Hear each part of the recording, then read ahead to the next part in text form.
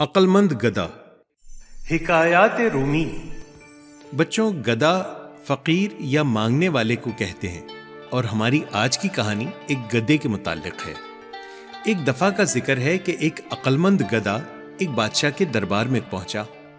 بادشاہ اپنی دولت پر بڑا فخر کرتا تھا اور اپنے خزانے کی بڑائی بیان کرتا رہتا تھا۔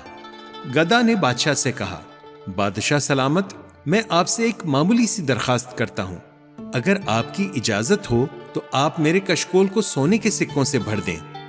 بادشاہ یہ سن کر ہنس پڑا اور کہا، یہ تو بہت چھوٹی سی بات ہے، میں تمہارے کشکول کو سونے سے بھر دوں گا اور میرے خزانے میں پھر بھی کمی نہ ہوگی۔ چنانچہ بادشاہ نے اپنے خزانچی کو حکم دیا کہ گدھا کے کشکول کو سونے کے سکوں سے بھر دیا جائے، لیکن جب خزانچی نے سکے کشکول میں ڈالے تو وہ فوراً غائب ہو گئے۔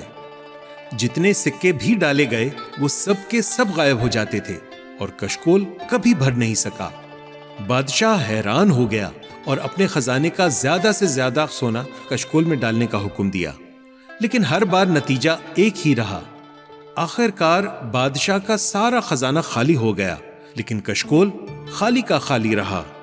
مایوس ہو کر بادشاہ نے گدھا سے پوچھا، یہ کیسا جادو ہے؟ تمہارا کشکول کبھی بھرتا کیوں نہیں؟ گدھا مسکرا کر بولا، بادشاہ سلامت، یہ کوئی عام کشکول نہیں ہے، یہ انسانی خواہشات کا کشکول ہے جو کبھی بھر نہیں سکتا۔ جیسے انسان کی خواہشات کبھی ختم نہیں ہوتی، اسی طرح یہ کشکول بھی کبھی نہیں بھرتا۔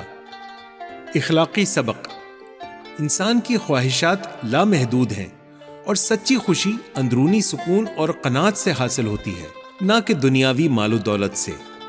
یہ کہانی ہمیں سکھاتی ہے کہ دنیاوی مال و دولت سے زیادہ قناعت اور سادہ زندگی میں سکون اور خوشی ہوتی ہے۔